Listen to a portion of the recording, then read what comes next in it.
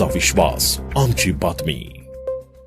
अखिल भारतीय सनातन धर्म रक्षेच्या वतीनं आणि षड्दर्शन साधू महाराज अंतर्गत एक भव्य आणि आध्यात्मिक सोहळा मोठ्या उत्साहात पार पडला.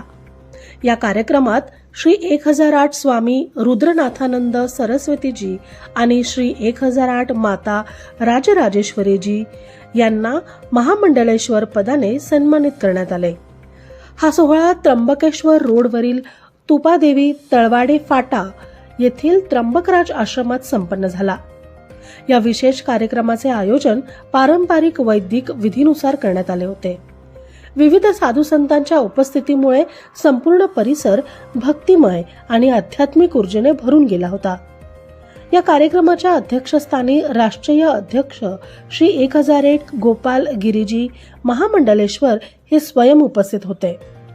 त्यांच्या शुभाशीर्वादाने हा सन्मान सोहळा पार पडला. त्र्यंबकेश्वर महादेव की पावन धरती अंजना में स्वामी माधवानंद सरस्वती द्वारा स्वामी रुद्रनाथ सरस्वती जी को दीक्षा देकर संन्यास दिया गया. महाराज की परंपरा अखाड़ा श्री शंभू पंच दशनाम आह्वान नागा सन्यासी से जुड़ी हुई है, इसलिए उनसे संन्यास दीक्षा दी गई तथा दोनों ही को महामंडलेश्वर की खड़दर्शन साधु समाज ने पदवी प्रदान की है. ये महामंडलेश्वर खड़दर्शन साधु समाज के होंगे और साधु अखाड़ा श्री शंभू पंच दशनाम आह्वान नागा सन्यासी जो कि सर्वप्रथम अखाड़ा है से जुड़ गए हैं और जुड़े रहेंगे. हम आशा करते हैं कि धर्म कार्य में दोनों ही हमारे मंडलेश्वर खरे उतरेंगे. यावेळी श्री 1008 स्वामी राष्ट्रनाथ श्री सरस्वतीजी, महंत श्री 1008 माधवानंद सरस्वतीजी, महंत श्री 1008 स्वानंद सरस्वतीजी आणि श्री 1008 माता राजराजेश्वरी देवीजी जलाल महाराज यांचीही उपस्थिती लाभली. श्री श्री 1008 महामंडलेश्वर स्वामी जयानंद सरस्वती मी आज घोषित करतो की श्री श्री 1008 महामंडलेश्वर रुद्रनाथानंद सरस्वती यांना जे महामंडलेश्वर पद प्रदान केलं गेलं त्यांच्यासोबतच श्री श्री 1008 महामंडलेश्वर माता राजराजेश्वरीजी यांना जे महामंडलेश्वर पद प्रदान केलं. मी एकदा भेटीअंती ह्या सर्वांच्या बौद्धिक आणि आध्यात्मिक उंचीचं अध्ययन केलं असता माझ्या लक्षात आलं की अत्यंत उंच असं व्यक्तिमत्व आहे आणि हे महामंडलेश्वर पदासाठी अत्यंत योग्य असल्या कारणाने मी त्यांच्या संदर्भाची त्यांची प्रशस्ती आखाडा परिषदेकडे केली आणि श्री श्री 1008 महामंडलेश्वर स्वामी गोपालगिरीजी महाराज आणि श्री श्री 1008 महामंडलेश्वर स्वामी माधवानंदजी सरस्वती यांच्या माध्यमातून आम्ही तिघांच्या माध्यमातून यांना महामंडलेश्वर पदासाठी आम्ही आज अभिषिक्त करत आहोत.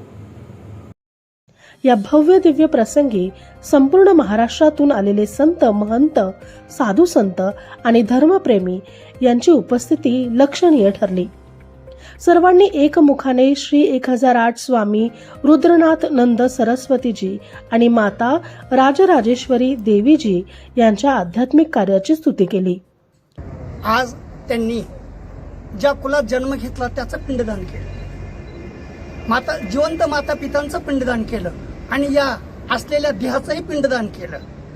आणि त्यांनी सांगितलं की मी अंधपंगू मुके दीन विकलांग अशा जीवाची आम्ही सेवा करू आणि यासाठी ही संन्यास दीक्षा आहे. उरलेलं सर्व आयुष्य या न्यासाने ते अर्पण करणार आहेत. आणि त्यांनी या संकल्पामध्ये फार मोठा सिंहाचा वाटा घेतला. अनंत अनंत शुभेच्छा, आशीर्वाद. जय माता पार्वती सकल जगत स्वरूपिणी हर हर महादेव. आज राष्ट्रीय अध्यक्ष जे आहेत त्यांनी साक्षात येऊन हे सर्व कार्य संपन्न केलं, त्याच्यावरती मी त्यांचा खूप आभार व्यक्त करतो. आणि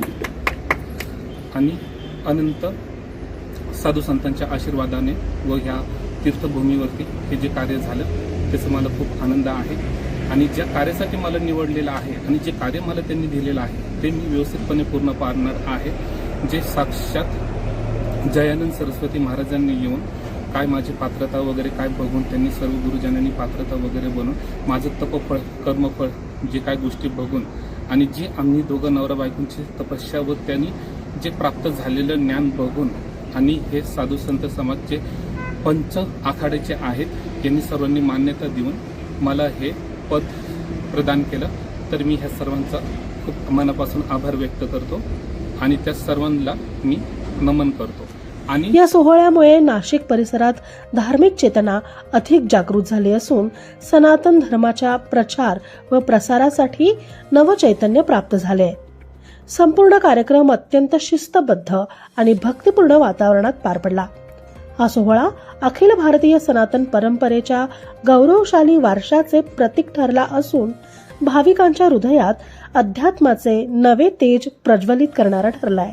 सागर चौधरी, आपलं शासन, नाशिक. आपलं शासन, तुमचा विश्वास, आमची बातमी.